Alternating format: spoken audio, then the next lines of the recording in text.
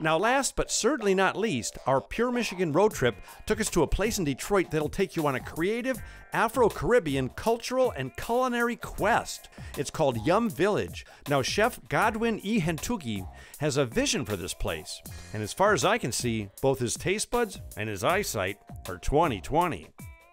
Chef, I gotta tell you, your backstory is as fascinating as your food is flavorful. What? I mean, seriously. I mean, your dad was an engineer down here in the News Center area. Yep. You went to and graduated from Wayne State. Yep. And you started this place as a tech company? It started off as a tech company. This is correct. Okay, you take it from there because I'm confused.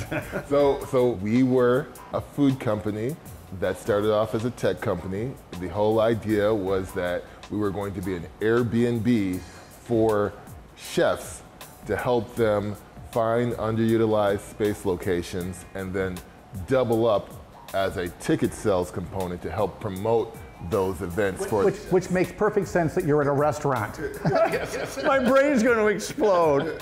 You must be really smart because I don't understand anything you just said.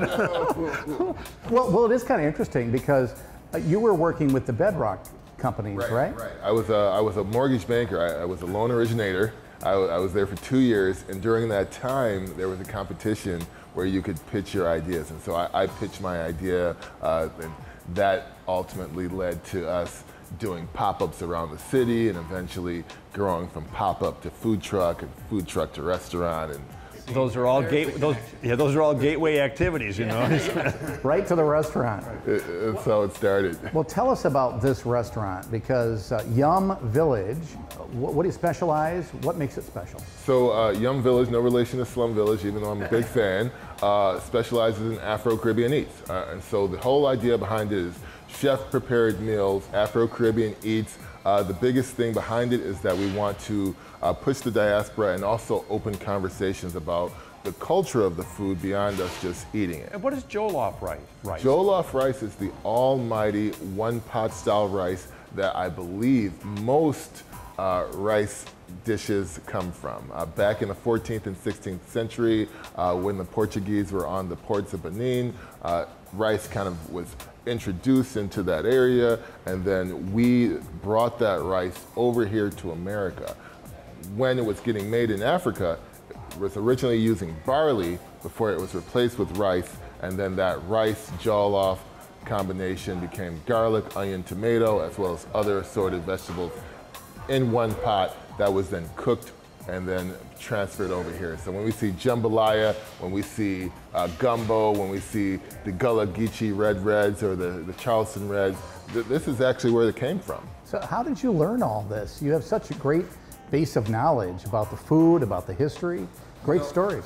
So one thing, I read a ton. You gotta stay researched. And much like the very first Mexican restaurants or the very first Asian restaurants and Indian restaurants that opened up here, a lot of folks just don't know anything about the food. And so 50% of our conversations are explaining what the food is before it gets ordered. This kind of experience is so much fun.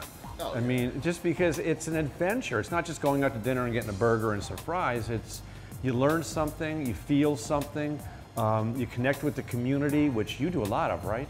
Right, yeah, we support quite a bit. We do about 50 to 100 meals to disenfranchised communities every day through partnerships with Brilliant Detroit and Federal Help Kitchens, as well as other organizations like Neighborhood Service Organization, Phoenix Center and Alternative for Girls.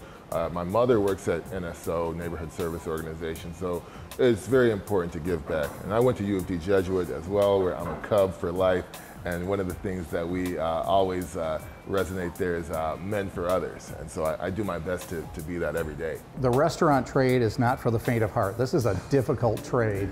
It's really rough. And so I was impressed that you have some retail items here as well that kind of still fit into the theme to help with the profitability, and I'm sure it helps you pay your staff better and all that. 100%. I mean, statistically, 1 in 5 makes it past 5 years, and then of that number that survives, only 60% of them make it past 3 years. And so you start to think about sustainability in restaurants and what makes you grow. And honestly, it's going to be people. You've got to be able to have a good team, invest in the team, and you've got to be able to pay out, But since we're in a transient space and that's contingent on people coming through the door, we do our best to add to those alternative revenue streams. So we've got clothing that like kind of shows what the food is, like mafe is a traditional Senegalese West African stew that we sell here, as well as bath and body products and soaps and bars, fresh made juices, just things to keep us going and keep a few of our folks on salary.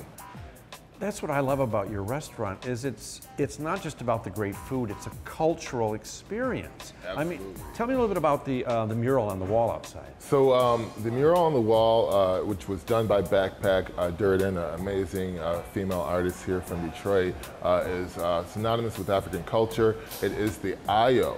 And the Io, much like a lot of the different cultures, like the Greek and the Roman, they had the gods. And with our culture, we have the Orisha, which are pretty much very similar. You got the Orisha of water, Orisha of wind, Orisha of fire. And the Io are essentially guardians that kind of protect the realm from the living and the dead, and then help cross over those that pass on. You, dare I say, are one inspirational dude. Oh, I man. mean, seriously, I am so impressed with the place and you. I mean, yeah, I'm speechless. You go, take it, Dave. A couple of underachievers with this young guy here. I feel the same way. So congratulations for what you're doing. We love it. I appreciate that. Thank you. Thank you so much. Thank you. Dave, let's eat. Time Let's go. time for us to do our research. Which we're good at. If you're looking to expand your palate to more wonderful and worldly places, and at the same time get to know some awesome Detroiters, Yum Village is a really good place to start. But I'm telling you, once you taste Chef Godwin's creations, you just might want to finish here as well.